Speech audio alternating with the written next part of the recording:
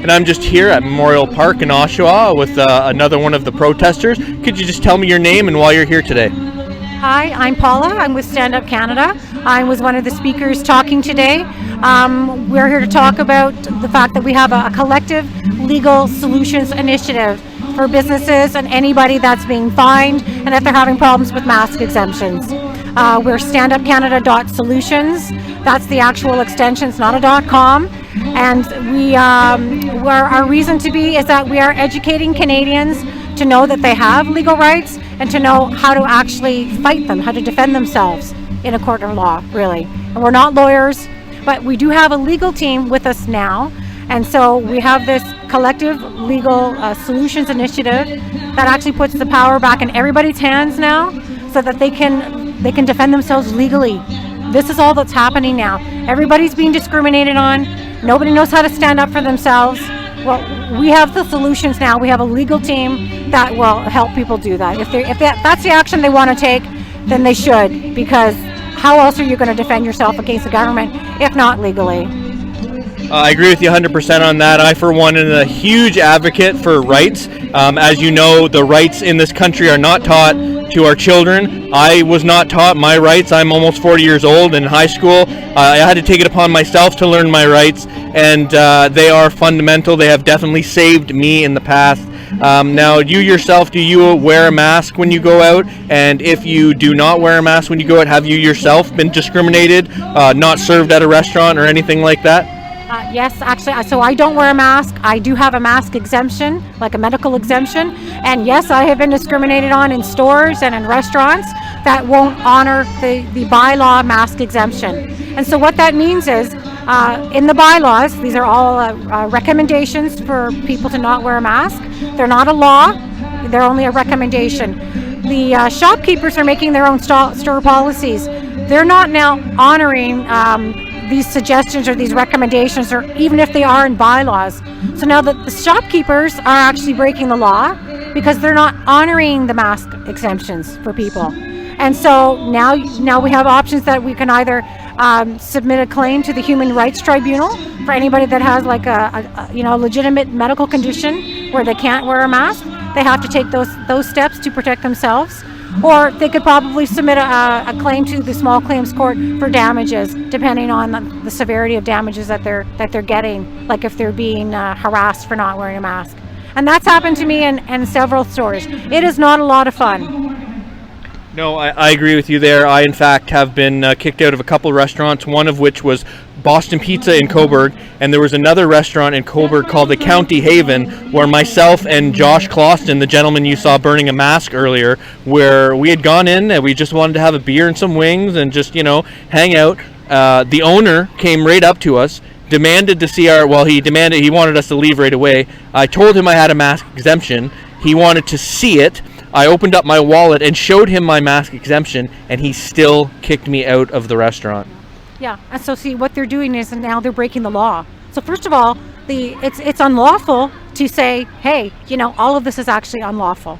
All the laws, the bylaws. And now they're actually breaking the unlawful law themselves. Like, it's just ludicrous what's happening. And so that's what Stand Up Canada is all about. It's just letting everybody know, individuals, what their rights are, how they're being violated, like who's violating them, because everybody is violating them, and it doesn't make it okay. But it seems like it's okay because everybody's doing it. It's not okay. Is there an end in sight for COVID-19? Yes, there is. It's when people stand up and they take their power back. Like the emperor has no clothes, right? So I did on our website, standupcanada.solutions.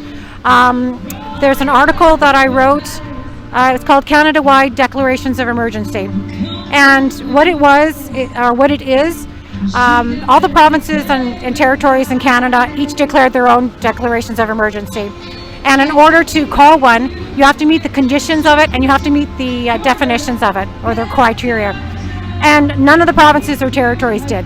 And so I did a detailed analysis for Ontario, because that's where I live. And it's fraudulent. If you don't meet the criteria or definition, it means it's unauthorized. These criteria are like safety features. They're like the safety feature on a gun. You can't call a declaration unless you meet these criteria. You can't. You have mass pandemonium. So they didn't do it. They didn't meet them. It is fraudulent, and now we're figuring out a way to have it all end at the provincial level. So just so everybody's clear, this is a provincial fight because every province declared their own state of emergency, and so we have to attack it that way at a provincial level to get it taken down so we can get our lives back and go back to our version of normal. Amen to that. Is there anything you'd like to say in closing? Anything you'd like to plug? Websites, anything like that? And where people can maybe get a hold of you if they'd like to get more information? Yes, absolutely. So we are www.standupcanada.solutions. You can subscribe to our newsletter. We have a newsletter right now for everybody. We have this Collective Legal Solutions. It's a tab on there, and these are memberships that we're offering for people. People can represent themselves legally, or they can have full representation by this legal team that has stepped up to do this in conjunction with us. So yeah, I'm very grateful that you're taking the time to interview me today. Thank you very much. No, thank you. I appreciate you and appreciate everybody coming out because it's just a breath of fresh air to be amongst a group of people who are like-minded and who have taken the red pill. And man, we need to get people red pilled. Yeah, exactly. You know what? And that sun came out today while we were here and while I was speaking, and that's just through the grace of God. Many of us were praying for that. You know, on a higher consciousness level, all of this is going to end, and we're all going to go back to our lives. But hopefully, something better than this. You have to have faith. I have full faith. I have full faith that all of this isn't for nothing. What we're doing. Why not? What's the alternative? Sit at home and worry and be powerless? No. And slavery, ultimately. Get on the train, and that's exactly where this is going. I myself am a student of history. My grandfather was second wave Juno Beach, and there's no way I will spit on the sacrifice made by greater men than all of us by just standing down and letting maggots and just pathetic pieces of garbage like Justin Trudeau and Doug Ford push us into a position where we're up against the wall, and I won't accept that. You know what? Good for you for that, because unless we know our history, we are doomed to repeat it. And there was a speech that I was going to write, or maybe I'll say for another time. We're really reliving like an insane civil rights movement here. And it used to be colored people back of the bus. Now it's masked people off the bus. It's insane. But we're living in modern day times, and we don't recognize it. We don't recognize it, and that's probably the problem with most Canadians, is they don't recognize that their civil rights are being taken away. It's the first time in history this has ever happened to us. We have become decadent and spoiled, and we've forgotten about the sacrifices made by our forefathers, and we've forgotten about where we came from. We came from men and women who crossed the Atlantic to come to a country that had nothing, to build this country, to go to war, to build great buildings and sacrifice themselves in ways that we can't even imagine. So thank you very much today. Is there anything else you'd like to say in closing? I just want to say it was so nice to meet you. Thank you for making your YouTube channel, for being called and inspired to do it. You are the media now. As you know, the media, under the Rocco Galati lawsuit and in Superior Court, CBC is being sued for $10 million.